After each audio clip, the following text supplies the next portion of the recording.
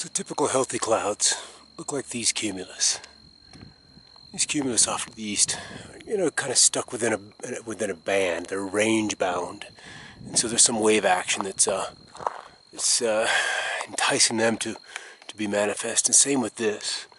But when they're suffering an ionization hit or some kind of technology, traditional meteorology would say that this cloud has been iced out, and same with these. But what I see are planes that come across and do something. Some impulse, some technology, some ionization change, something happens, and then these clouds lose the ability to maintain their form. These are just a little earlier in the process. As you can see, the tops and bottoms of the clouds have gone uniformly hairy and continuing to lose their cohesion. And so when you want to kill a thunderstorm, boom, this is what happens. And you can see this is almost at a 90-degree angle. Some impulse, some wave, some energy comes along and disturbs its cohesion, and hence the storm falls apart. When you're in a situation of drought, these kinds of clouds become very, very common. Very, very common. Keep looking up. Just talking about these clouds maintaining their cohesion. You can kind of see the curls on these guys, meaning they're just kind of holding together. But overhead, we've got planes. Again, this one dressed up like a Southwest flight. And he's not. He's not a Southwest flight. He's one of these weather makers. And so it's when these planes show up that we begin to see a change in the behavior of the cloud. They go all hairy, as we said earlier, lose their cohesion, and then fall apart. And the opportunity for the rain is lost. Time after time after time, I've watched this happen.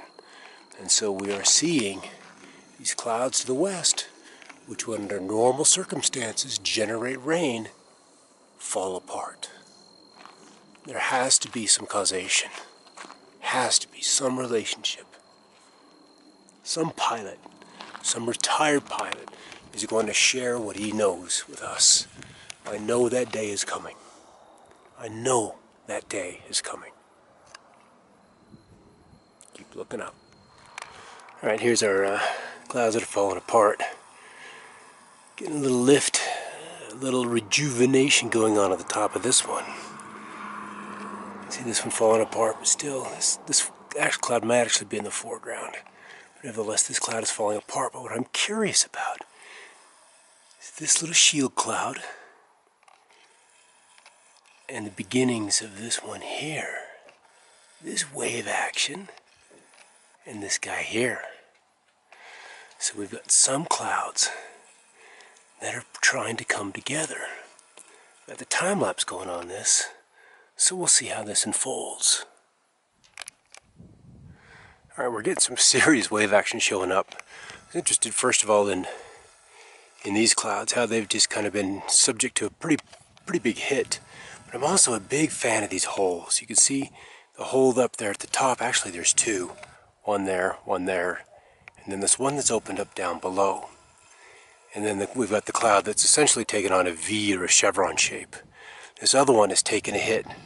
Again, at the top, we can see these indentations, these holes that are taking shape there.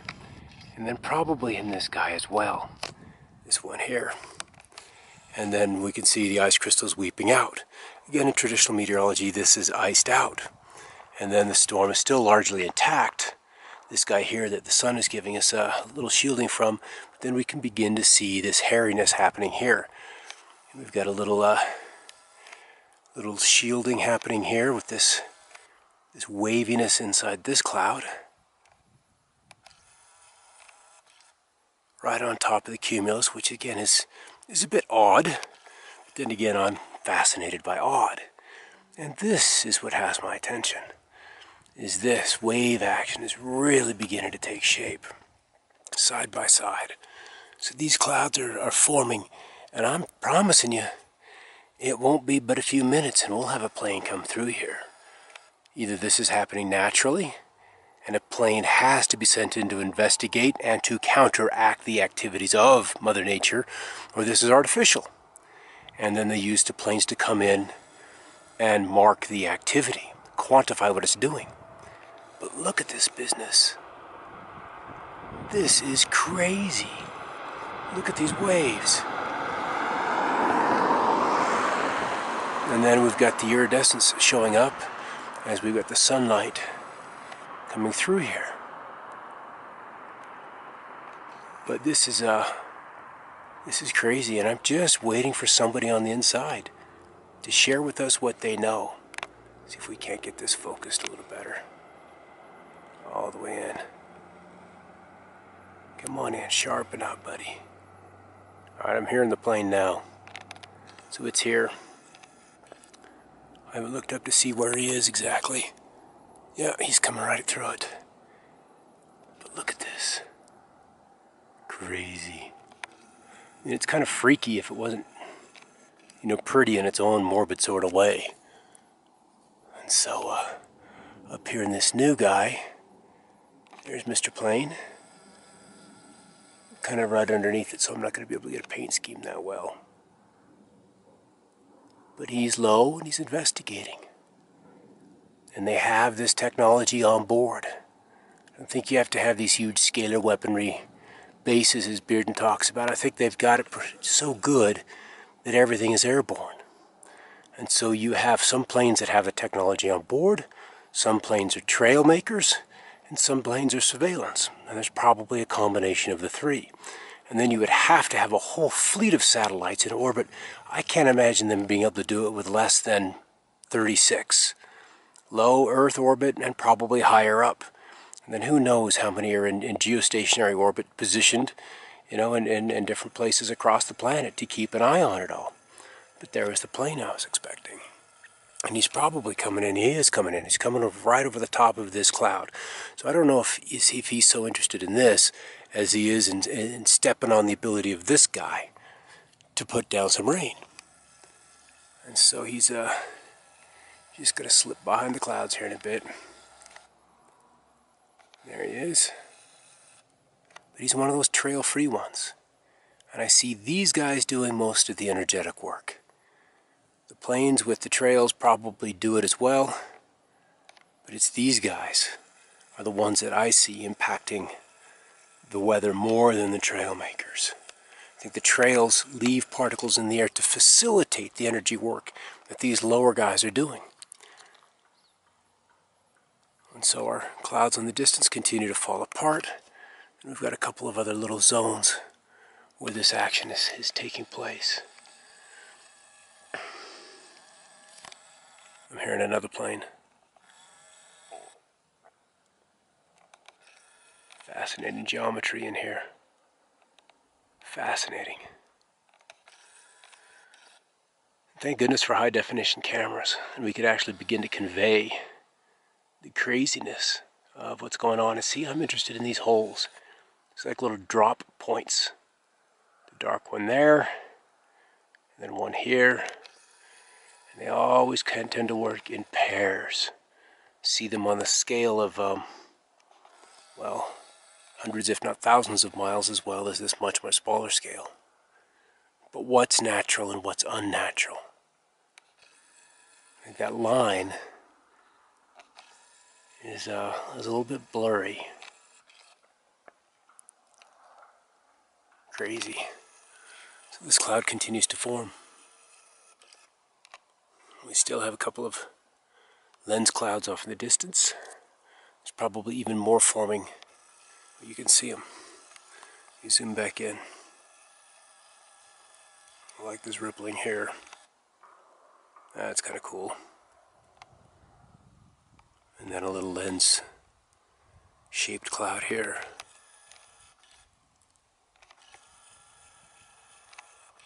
Super cool, guys. I like to be able to share what I see.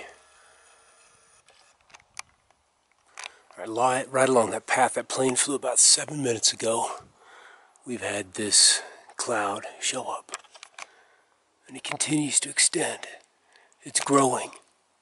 It's growing very quickly. Zoom in and we'll be able to see some of the texture in here. Look at all these waves. not all uniform in direction, but it's a bunch of waves.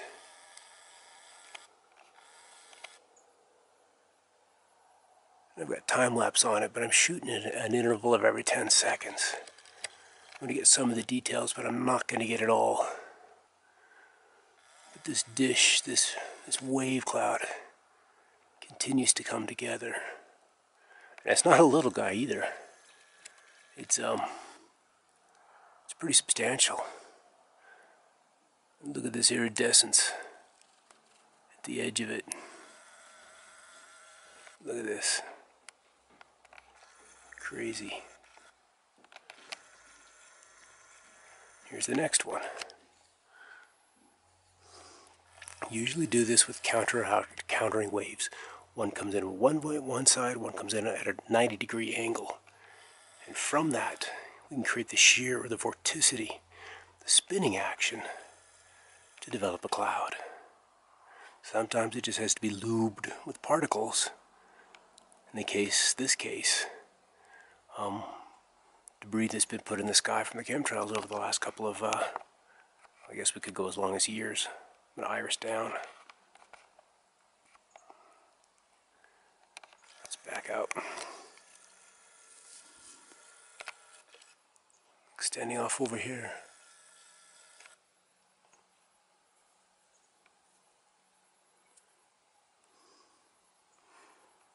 Look at that. That is not natural.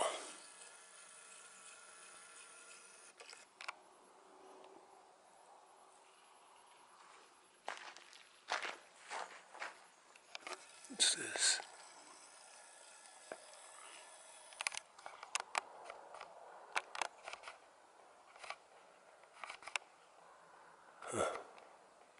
Hard to tell. In any case, there'll be more planes. That's for sure. Cloud is joining. I'm hearing a plane, but I haven't spotted it yet visually. And we're talking about holes, or dimples, or imprints. You can kind of see that right in here. You can see that little notch. And then you can see that essentially from this we have some of these master waves, these larger waves emanating from. A hole here, probably a counterpoint here in the center. But I guarantee you, there will be planes out to investigate this in very short order. There's lots of suspicion about UFOs or dimensional activity, and I'm on board with that. There's something happening here. Something happening here that they want suppressed. Something they do not want getting out. Something they want controlled.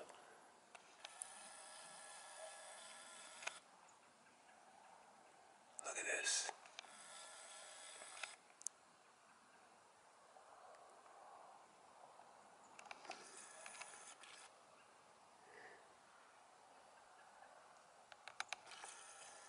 It's quite the cloud, guys.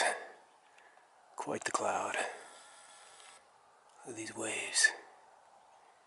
Come on now. There's no denying that this is artificial. This is not Mother Nature. This is not thermodynamics.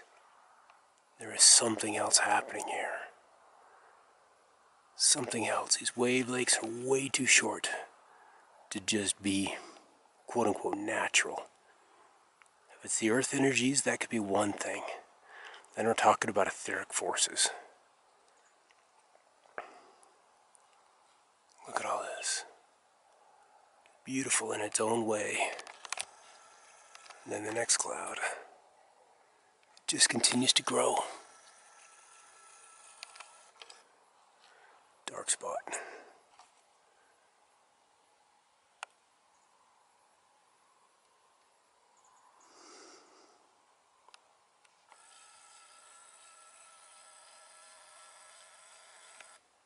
Now it's this spot right here that I would expect to see a plane fly through. That's been my 10 years experience.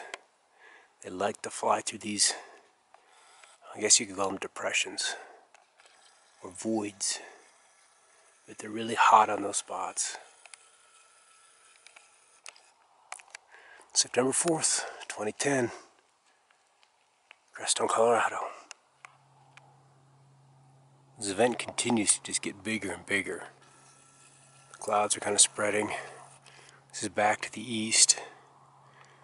There's our Challenger Peak. And then this guy, you can see something right here, blooming out from there. That's just really kind of cool. That's just really kind of cool. There's something happening in here.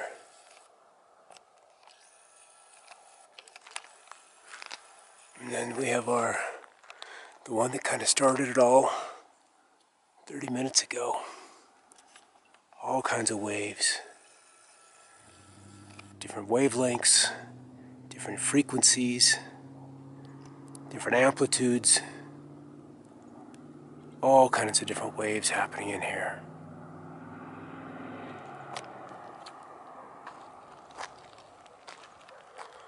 And even over here towards the northwest.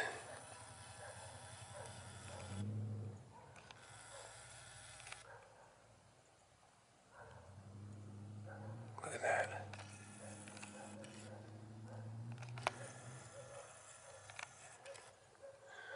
Something pretty cool. There's all kinds of cross waves. They're even getting more and more pronounced, especially down here at the edges.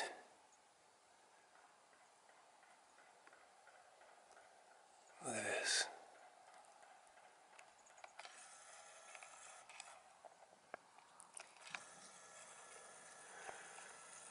Just see how it evolves. And I know the time lapse is not going to do this justice. Just cannot do it justice.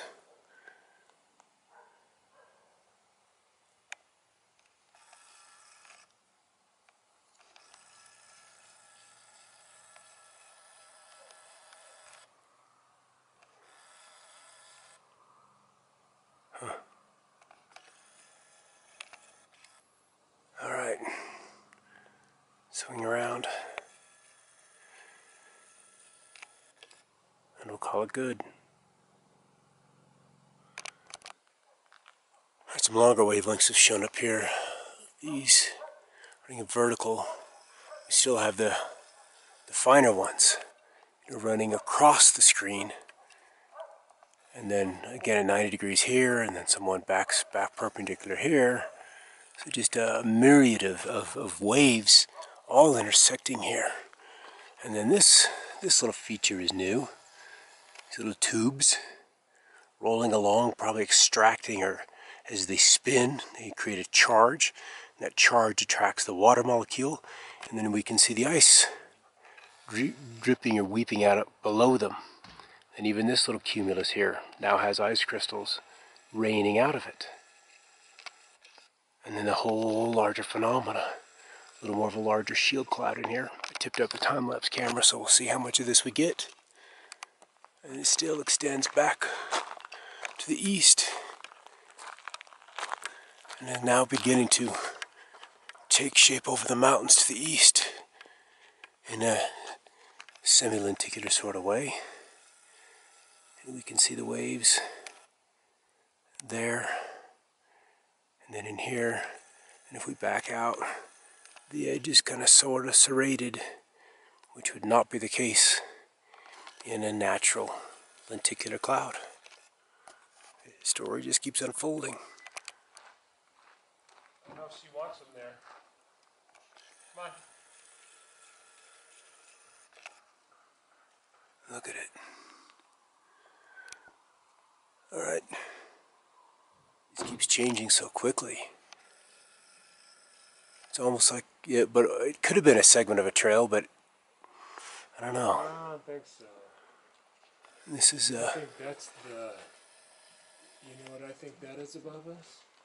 That's the whatchamacallits that I see, Scott. The scarab spaceships. I think there's giant spaceships. it's definitely a, They're organic looking. it's definitely something not recognized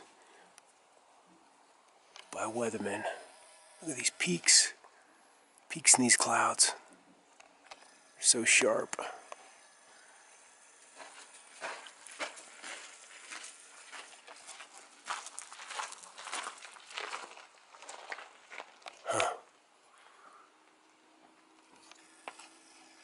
Come in, check them out.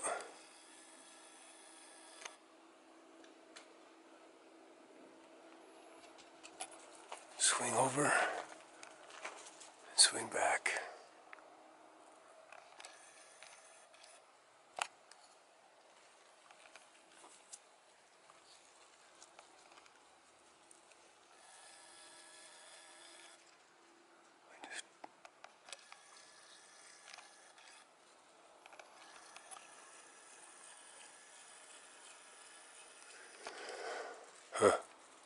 Crazy. It just keeps evolving so quickly. This little stripe has turned into this kind of diamond shape with the center rib. And then clouds have just been resonated apart, but still we still have this center mark, center seam. And then what could have been another trail, but might be something else because I haven't seen the plains. I have not seen the plains. So it very could well be, something else. And something else is very energetic. You can see kind of like a cube there in the middle with the waves radiating out. And then the ice crystals dripping out of this. Now I'm here on a plain. So there's one around. Let's see if we can't spot it here. But then debris from clouds. Just suspended ice crystals that haven't taken. There it is. There it is.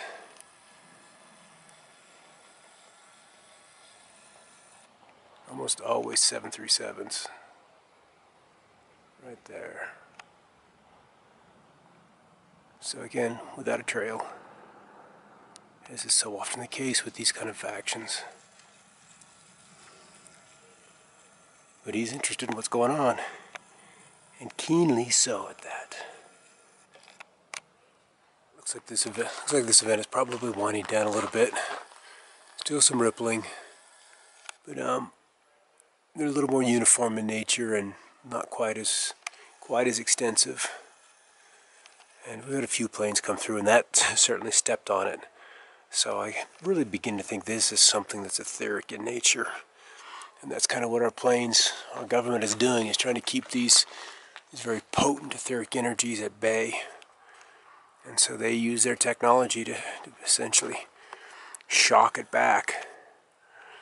And so it's kind of what we're seeing here. So it is winding down. And then also I'm more in the trees at this location. So I don't have quite the horizon. And a lot of what's happening looks like it's happening back over the mountains. And that is the one view that I don't have is off to the east. In any case, it's quite a little event going on here. What causes all these little splash marks? All these divots. All these holes. I'm still kind of curious about that. Very curious about all these. Again, lots of questions and lots of cool pictures. Alright, keep looking up. See, look at these holes. Boom, boom, boom. Let's just zoom in. Right there. Right there. Are these lasers? Is this a laser action? Something's there. Two clouds here. Got some edges. Some ribs coming off this one. Again, center hole. In fact, there's two parts to it right there. Right in the middle. Two holes. But then in this guy, watching a hole here. Again, two parts to it. Splashing action. And the others have kind of faded a little bit. But this was the main one right there. And now it's the whole phenomena, which was right here, is in the last 2.5 minutes is really falling apart. And when I'm seeing holes, it's almost like we have lasers punching into the clouds, something to stimulate the chemtrail debris, those powders, and that excites the water molecule. And then as the water molecules excited, we begin to get these pseudo clouds forming. Because they're not all water vapor. There's other parts to it. Can you see the other lines in here? There's something else going on. There's some other phenomena here. Because you would not get this. This is textbook science fiction. Curious. And now our cloud is essentially gone. Not much left at all. Just the peaks of a few waves. And this one's now taking over. Looks like this event is just about done. I'm losing light anyway, but this guy's just leaving a little mark. I wouldn't have seen him, but he just was glaring in the sunlight. We have just it's a very shallow sun angle right now. But here's the bottom of the cloud. Still there. We may have the sun a degree or two above the horizon, if that. It might even be in the shade here. But the event is kind of winding down. This is still kind of funny. So I bet if we get some incredible clouds tonight, the moon doesn't come up till 11 o'clock, maybe about 65% illuminated. But it'll give me plenty to post tonight on YouTube. Take pretty good chunk of the evening for my Mac to render this thing. But it'll be fascinating nonetheless. All right, everybody. Keep looking up. Send me your cool stuff. Connect on Facebook. Connect with me on Weather War. Subscribe to the updates. 2 or 3 days about all I do. There are many other things going on in life besides this freaky weather stuff. But I think 2012 is the year that this reaches saturation in the consciousness, and that we can get this known globally, that our weather has been stolen from us. It's time. It's time that the world knows that our weather has been stolen from us. There's just about the last little bit of light on this guy. All right, everybody, keep looking up.